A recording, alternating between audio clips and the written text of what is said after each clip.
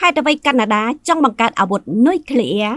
ពិភពលោកកំពុងតែក្លាយជាកន្លែងដ៏គ្រោះថ្នាក់ហើយនោះមានន័យថាកាណាដាមិនគួរច្រានចោលនៅលទ្ធភាពដែលរដ្ឋាភិបាលក្រុងអូតាវ៉ាអាចនឹងត្រូវការទិញអាវុធនុយក្លេអ៊ែរនាពេលខាងមុខនេះបើតាមសេចក្តីថ្លែងការណ៍របស់អតីតនាយសេនាធិការនៃក្រសួងការពារជាតិកាណាដា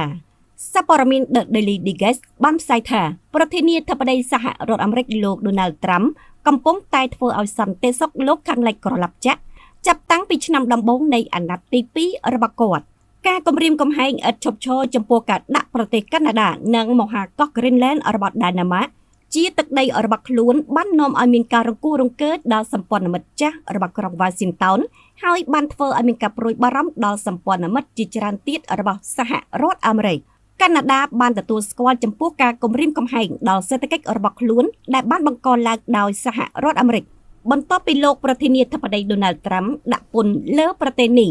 ទោះជាយ៉ាងណាក៏ដោយក្តីបារម្ភក្នុងចំណោមក្រុមអិសរាជជននយោបាយក៏បានចោទជាសំណួរអំពីតម្រូវការរបស់កាណាដានៅក្នុងការទទួលបានអាវុធនុយក្លេអ៊ែរចម្ងល់លើអាវុធនុយក្លេអ៊ែរក្លាយជាសំណួរមួយដែលបានលើកឡើងកាលពីដើមឆ្នាំ2025បន្ទាប់ពីអតីតនាយករដ្ឋមន្ត្រីកាណាដាលោក Justin Trudeau បានលាលែងពីតំណែងដើម្បីបើកផ្លូវសម្រាប់អ្នកដឹកនាំថ្មីនៅពេលនោះការតស៊ូដ៏លំបាកមួយនៅក្នុងចំណោមមេដឹកនាំគណៈបកសេរីនិយមដែលរំពឹងទុកបាននាំឲ្យមានការព្រួយបារម្ភអំពីអាវុធនុយក្លេអ៊ែរក្រុមអ្នកជំនាញកាណាដាបានលើកឡើងថាលោកប្រធានាធិបតី Donald Trump កំពុងតែគម្រាមកំហែងយ៉ាងច្បាស់មកលើអធិបតេយ្យភាពរបស់កាណាដាហើយថាគាត់ចង់ច្បាមយកប្រទេសកាណាដាដាក់ជារដ្ឋទី51របស់សហរដ្ឋអាមេរិកនេះបើតាមការដកស្រង់ពីការផ្សាយរបស់កាសែតអង់គ្លេស The Telegraph ដំណោះស្រាយរបស់អ្នកជំនាញគឺកិច្ចការពារធានាតាមរយៈសម្ព័ន្ធមិត្តដ៏ជិតស្និទ្ធរបស់កាណាដានៅអឺរ៉ុបក្រុមអ្នកជំនាញកាណាដាបានបញ្ជាក់ថាយើងនឹងធ្វើការជាបន្ទាន់ជាមួយដៃគូទាំងនោះដើម្បីបង្កើតទំនាក់ទំនងសន្តិសុខកាន់តែជិតស្និទ្ធនៅក្នុងពេលវេលាសហរដ្ឋអាមេរិកគំរាមកំហែងរីឯទំនុកចិត្តដែលថាកាណាដានឹងត្រូវការការពារនុយក្លេអ៊ែរពីសហរដ្ឋអាមេរិកគឺជាការគណនានយោបាយមួយនៅឆ្ងាយពេកនាពេលនេះទោះជាយ៉ាងណាក៏ដោយបន្ទាប់ពីលោកប្រធានាធិបតី Donald Trump គម្រាមកំហែងកាណាដានិងសម្ព័ន្ធមិត្តសំខាន់ផ្សេងទៀតនោះមកគំនិតពីដំណោះស្រាយនុយក្លេអ៊ែរចំពោះបញ្ហាសន្តិសុខរបស់កាណាដាអាចនឹងកើតមានកាន់តែទូលំទូលាយនៅក្នុងឆាកនយោបាយរបស់ប្រទេសអាមេរិកខាងជើងមួយនេះលោកឧត្តមសេនីយ៍ Wayne Array អតីតប្រមុខការពារជាតិកាណាដាដែលបានលាលែងពីតួនាទីកាលពីឆ្នាំ2024បានបញ្ជាក់កាលពីពេលថ្មី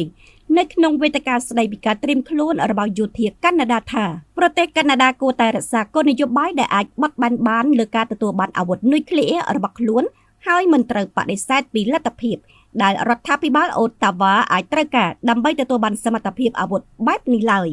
លោកឧត្តមសេនីយ៍រូបនេះបានលើកឡើងបន្ទាប់ពីមានសំណួរចោទសួរថាតើប្រទេសកាណាដាគួរតែអភិវឌ្ឍរបាំងនុយក្លេអ៊ែរនៅក្នុងយុគសម័យថ្មី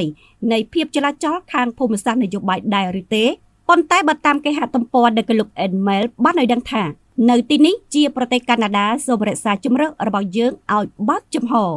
យើងមានសហគ្រាសនុយក្លេអ៊ែរដ៏ល្អនៅទីនេះ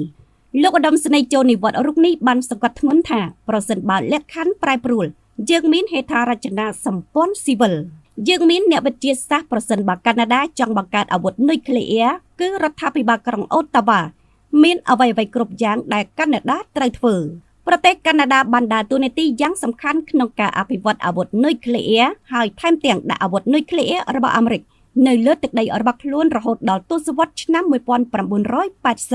ទោះជាយ៉ាងណាក៏ដោយប្រសិនបើរដ្ឋាភិបាលក្រុងអូតាវ៉ាបានផ្លាស់ប្ដូរគោលនយោបាយ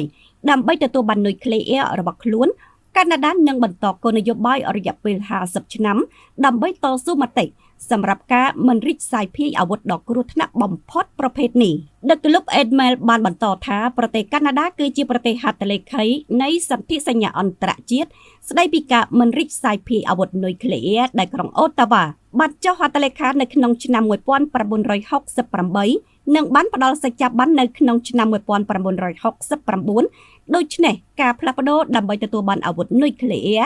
និងបង្ហាញពីការប្រែប្រួលគោលនយោបាយដ៏សំខាន់នៅក្នុងប្រទេសអាមេរិកខាងជើងមួយនេះ មួយវិញទៀតប្រសិនបើកាណាដាទទួលយកអាវុធនុយក្លេអ៊ែរក្រុងអូតាវ៉ានឹងមានកាតព្វកិច្ចដកខ្លួនចេញពីកតិកាសញ្ញានេះដែលនៅក្រោមមាត្រាទី2ដោយបដិញ្ញាថាកាណាដានិងរដ្ឋដែលមិនមែនជាអាវុធនុយក្លេអ៊ែរផ្សេងទៀតមិនទទួលបានឬអនុវត្តការគ្រប់គ្រងលើអាវុធនុយក្លេអ៊ែរឬឧបករណ៍បំផ្ទុះនុយក្លេអ៊ែរដទៃទៀត